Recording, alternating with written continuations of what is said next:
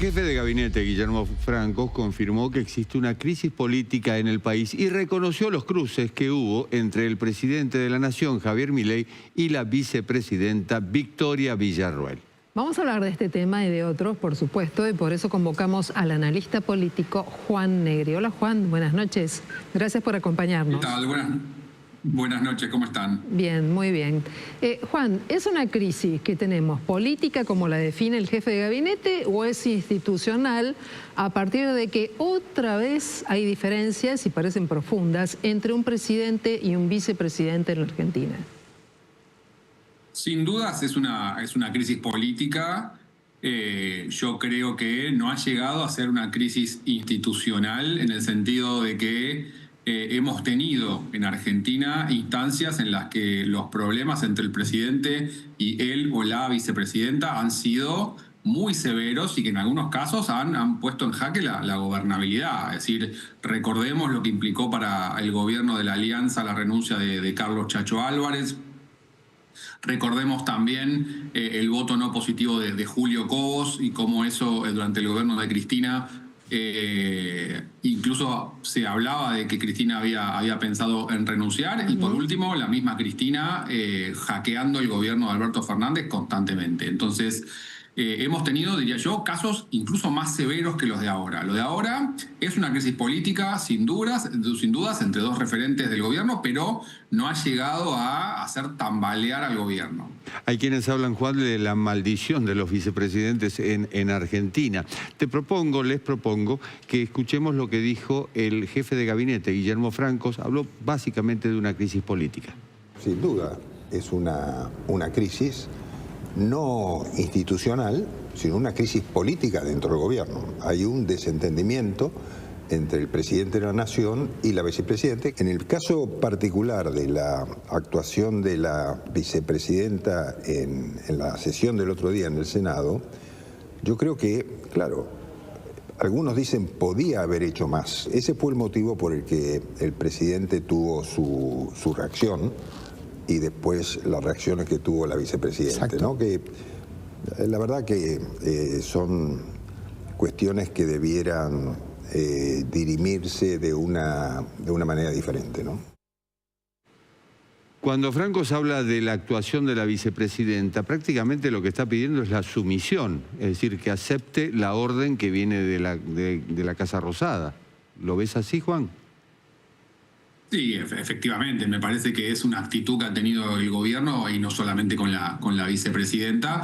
En este caso, además, entiendo que reñido con el reglamento interno de la Cámara Alta, porque se le exige a Villarroel o se le exigió ciertos mecanismos para posponer, dilatar o incluso suspender una sesión que se anticipaba crítica. Pero sin dudas el gobierno espera de la vicepresidenta una actitud mucho más sumisa. Y la vicepresidenta, si bien hasta ahora no había mostrado un comportamiento, yo diría, rebelde, sí claramente se nota que es una figura que aspira a un perfil propio, ¿no? La gran pregunta es si lo puede lograr por afuera de Milei, pero se la ve como una personalidad política que quiere un rumbo para ella.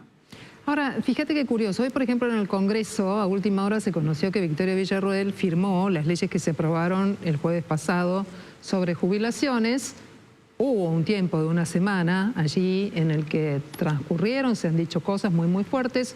Esas leyes ahora están a la firma del presidente de la Cámara de Diputados. Jugó al tema de estirar el tiempo. Pero por el otro lado, hoy también se escuchaba dentro del sector de La Libertad Avanza que Victoria Villarroel no tiene posibilidad de hacer carrera política si se enfrenta con Javier Milei. ¿Es así o tiene vuelo propio? Hasta ahora no ha tenido. Por supuesto es un poco una pregunta hacia futuro. Está claro que ella lo quiere construir. Hasta ahora Victoria Villarroel era una personalidad razonablemente conocida, pero no descollante, del escenario político argentino y con cierto anclaje en un segmento electoral que yo creo muy angosto, que es el sector que reivindica a los militares, que tiene una mirada muy crítica sobre el proceso de derechos humanos que hubo en Argentina. A mí no me queda claro cuánto eso es un mensaje, digamos, popular desde lo electoral. Entonces, obviamente, algo de apoyo tendría. Yo todavía no veo una vicepresidenta que esté delineando un perfil competitivo desde lo electoral. Creo que ella lo quiere hacer. Habrá que ver si lo que algunos dicen, si en este desorden del peronismo ella puede incluso construir un perfil que la asocie a cierta idea del peronismo de derecha. Eso se verá. Por el momento está claro que ella llega ahí por la figura de Milei. Eso es indudable. Hasta ahora ningún vicepresidente, nos referimos a Menem Duhalde, por ejemplo. Duhalde llegó a la presidencia, pero no justamente por la pelea con Menem, pero ninguno de los que tuvieron discrepancias con los presidentes hizo carrera política.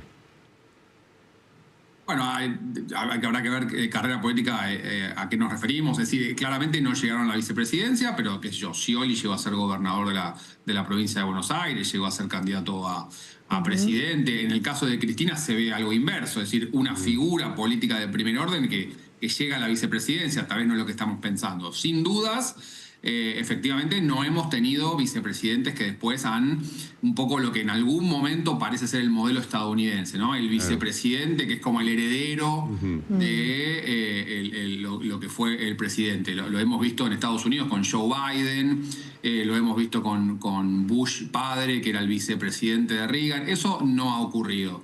Y cuando hemos tenido vicepresidencias, llamémoslas tranquilas, ha sido porque ese vicepresidente, como Víctor Martínez, que era muy leal a la figura de Alfonsín, o Gabriela Michetti, lo mismo con Macri, no parecían querer desplegar un juego propio por lo menos durante la vicepresidencia. Porque ese es un poco el conflicto, ¿no? La idea de que el presidente ve que la persona que está al lado empieza a abrir las alas y lo ve como una amenaza. Yo creo que hay un error de diseño, ¿no? Sí, yo creo que el vicepresidente en realidad está mal diseñado.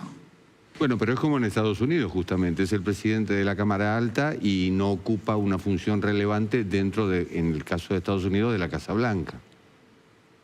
En Estados Unidos hubo muchos problemas también en el pasado. Yo creo que logró un mayor nivel de institucionalización en Estados Unidos y se llegó a una especie de equilibrio, pero ha habido casos en el pasado de algo similar a esto, ¿no? De vicepresidentes que eran vistos como una amenaza por el presidente.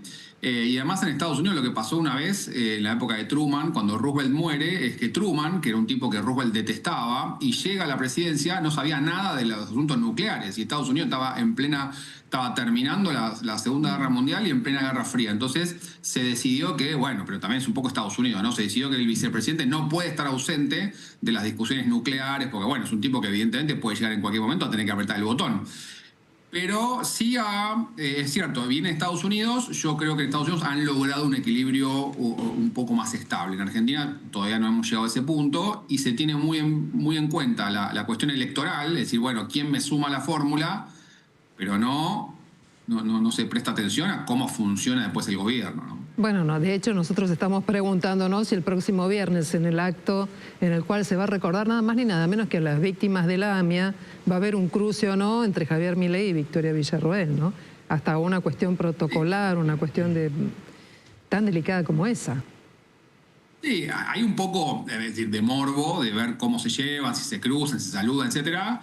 Pero después está lo más grave, ¿no? Es decir, que haya conspiraciones abiertas, que haya situaciones como yo en esto estoy de acuerdo con Francos. No hemos llegado a una crisis institucional, pero hemos tenido momentos de renuncia donde los gobiernos quedan contra las cuerdas. Lo hemos visto con Cristina Fernández. Es decir, después está lo otro, lo protocolar, que obviamente no habla bien de cierta convivencia política y también habla de los errores y las dificultades de la construcción política de Libertad Avanza. Pero no pasa de eso, no pasa de, bueno, no se saludaron, qué sé yo, ¿no? Bueno, por ahora lo tenemos ahí. Hubo un acto que tuvo que ver con la reivindicación de una ex vicepresidenta que fue María Estela Martínez de Perón, Isabelita para muchos, que justamente la protagonista fue Victoria Villarroel. Un viaje, esta foto, cuando vas al Senado hay un busto, sí hay una estatua de Isabelita. Esto generó malestar en su momento. ¿Por qué pensás que Villarroel pudo haber hecho esto y esta serie de actos que de alguna manera la enemistaron y la enemistan con la Casa Rosada? Yo creo que sin duda fue llamativo la reivindicación de María Estela Martínez de Perón, por varias razones. Una es que no está recordada en la historiografía oficial como una gran presidenta para nada, ¿no? Es decir, independientemente de que después fue víctima víctima directa del golpe de Estado, su administración está recordada como una administración atravesada por la violencia, por la incapacidad, por las internas sindicales, y además una figura que ella misma, Isabel Perón, buscó cierto ostracismo, una figura que desde la década de 80 decide no participar activamente en política más allá de ser la viuda de Perón. Bueno, pero justamente fue la vice de Perón y fue su viuda. Tiene un valor simbólico para los que la quieren y para los que no, importante. Yo creo que lo tenía, pero después ella misma lo fue perdiendo. Es decir, en la década de 80, yo todavía recuerdo cuando en los 80, a principios de los 90, era bueno, hay que hablar con Isabel Perón, que nos venga a ver, porque bueno, la viuda de Perón, etc.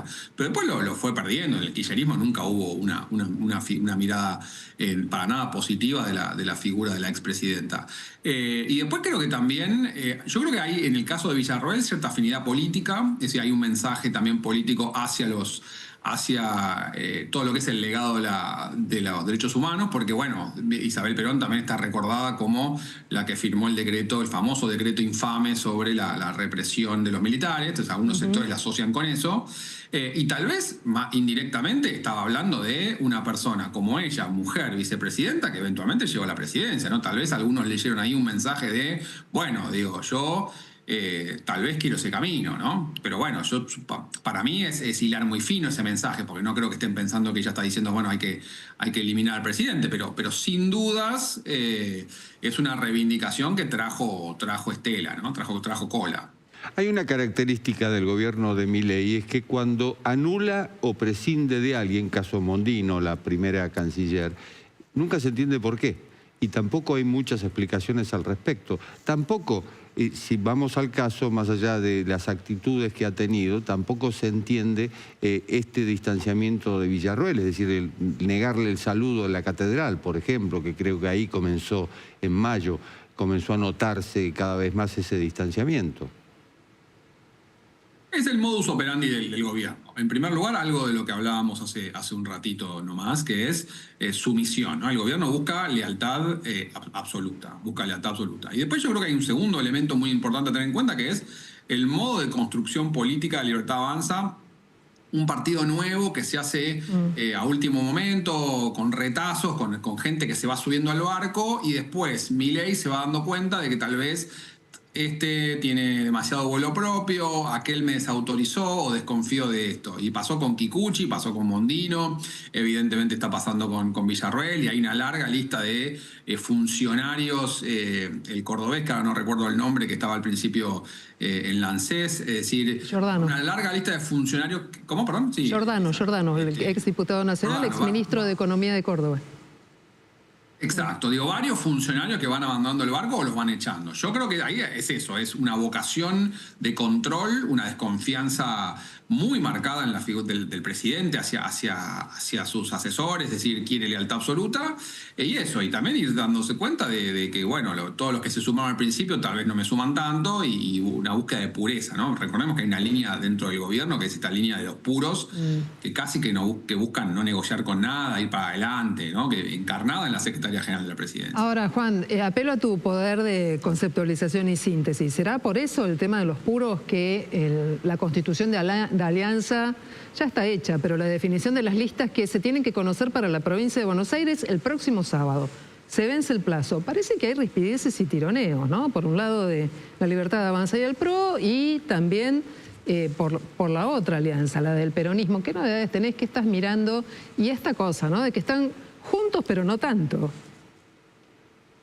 Juntos, pero tratar de ser lo más rápido posible. Me parece que juntos, pero no tanto. En el lado del gobierno, también. Usando una fórmula que ya dijimos, es decir, sumisión total. Les sirve el PRO, no quieren ceder nada. Y el PRO está en una situación, yo creo, de debilidad. Por el lado del peronismo, una unidad un poco a la fuerza luego de lo de Cristina, pero a la vez encapsulados en un discurso cristinista muy reivindicatorio del pasado, que no sé cuán exitoso es electoralmente. Muy bien. Juan Negri, analista político, un gusto como siempre. Muchísimas gracias. Gracias a ustedes por la invitación, un gusto para mí. Mañana los trabajadores del Hospital Garrahan